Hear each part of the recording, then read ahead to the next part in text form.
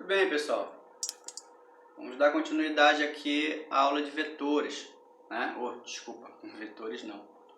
De frequência sonora, tá bom? Então, como eu estava dizendo na aula passada, né, na aula anterior, tudo bem, então como eu estava falando na aula anterior, né, desse material de vocês aí, efeito sonoro, né, frequências sonoras aparentes, nós temos aqui a fórmula, tá? Que vai trabalhar, nós iremos usar para calcular a frequência aparente, né? Então a frequência aparente, a fórmula vai ser essa, F' é igual a F vezes V mais ou menos VO, dividido por V mais ou menos VF, onde V vai ser a velocidade da fonte, VO vai ser a velocidade do observador, ou do ouvinte, e VF vai ser a velocidade da fonte, ó.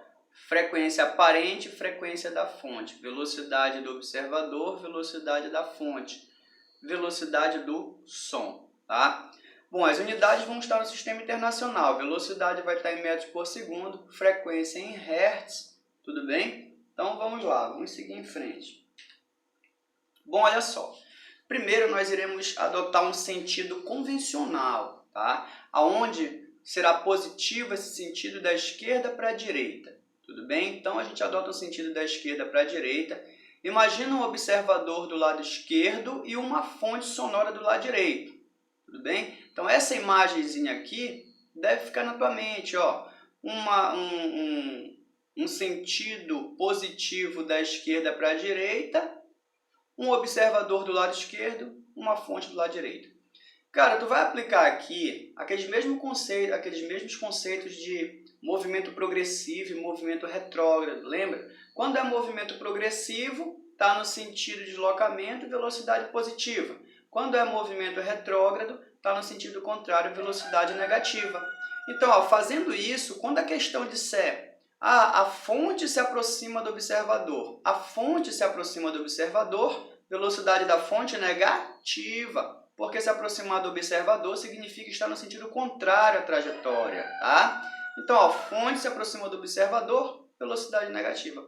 Fonte se afasta do observador. Opa, se afasta do observador, está no mesmo sentido da trajetória, velocidade positiva. O mesmo raciocínio você usa para o observador.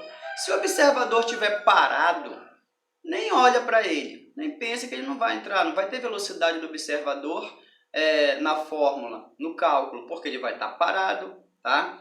Mas se ele estiver em movimento, o observador se aproxima da fonte, então a velocidade do observador positiva.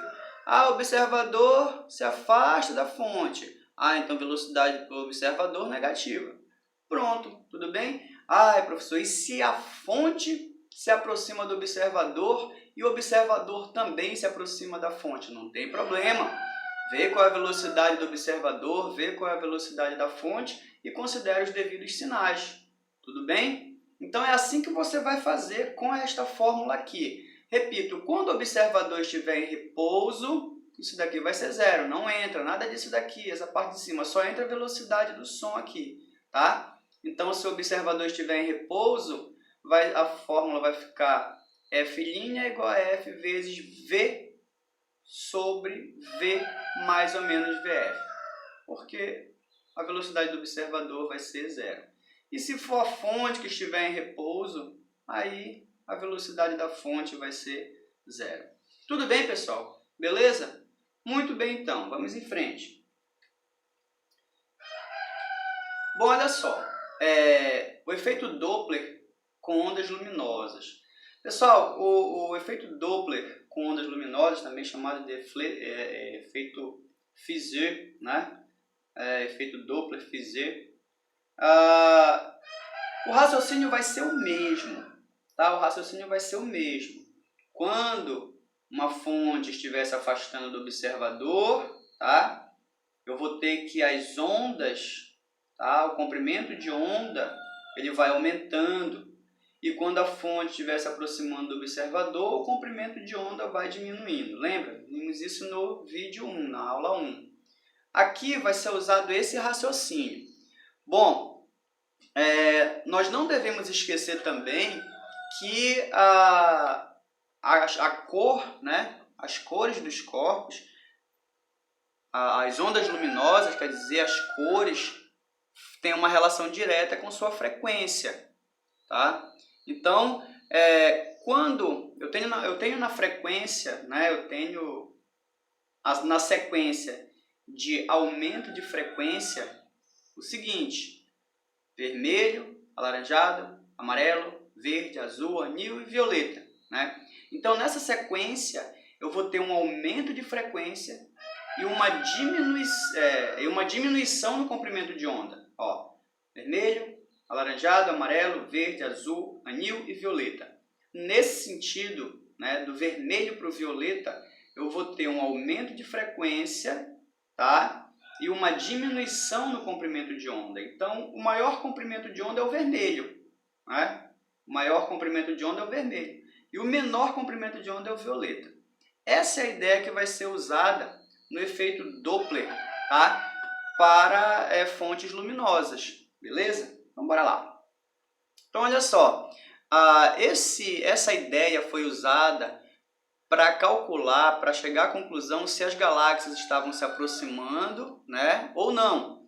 Tudo bem? Quem vai usar essa ideia do efeito Doppler-Fizeau é o Hubble, né?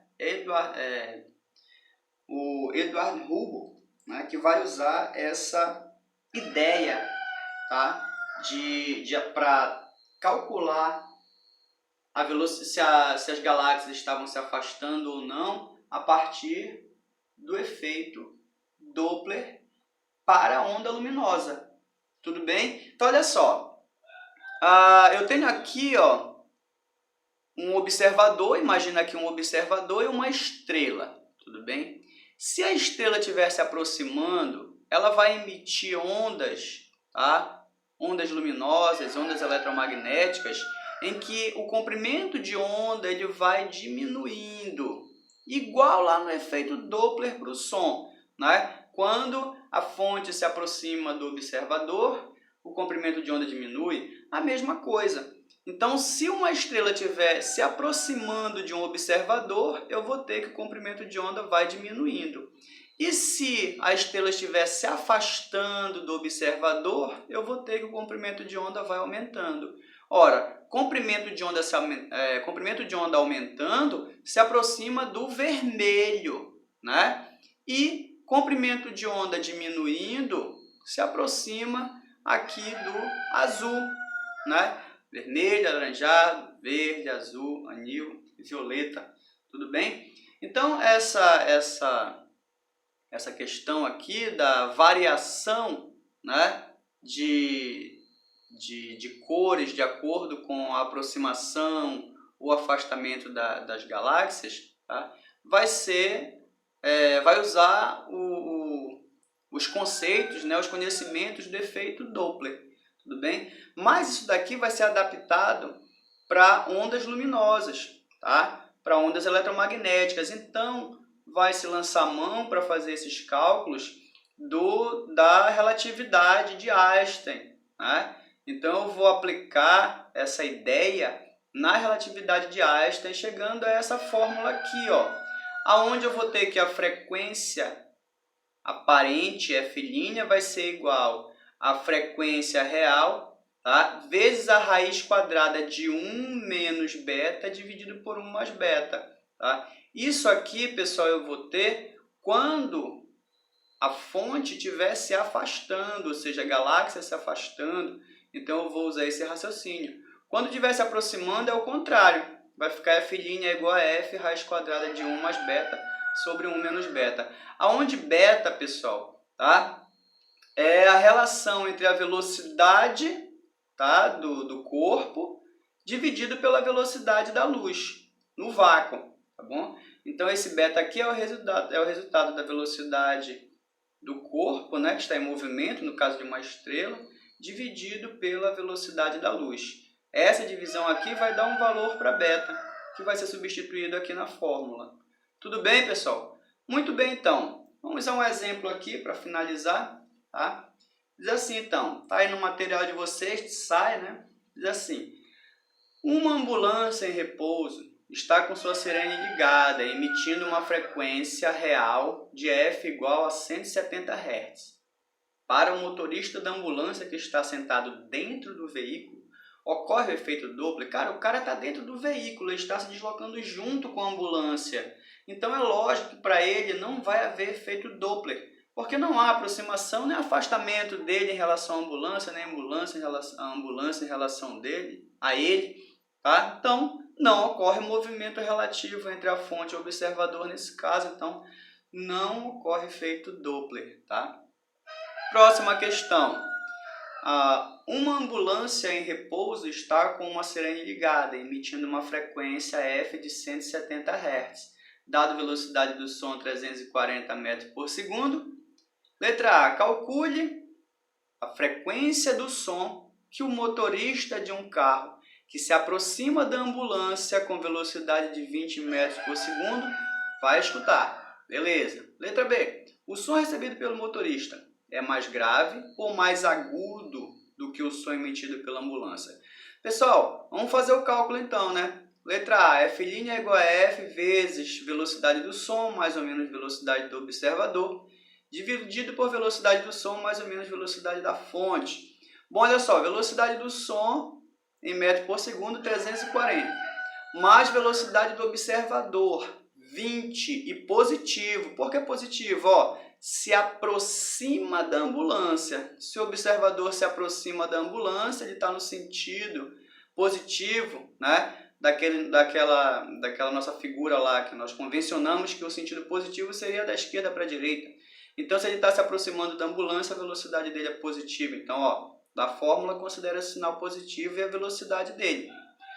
De novo, aqui embaixo, ó, a fonte, olha o que ele diz aqui.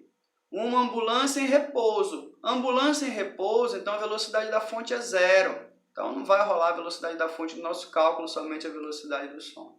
Então muito bem, ó. Resolvendo esse cálculozinho aqui, você vai chegar a uma frequência de 180 Hz. Aí na letra B pergunta: o som recebido pelo motorista é mais grave ou mais agudo que o som emitido pela ambulância?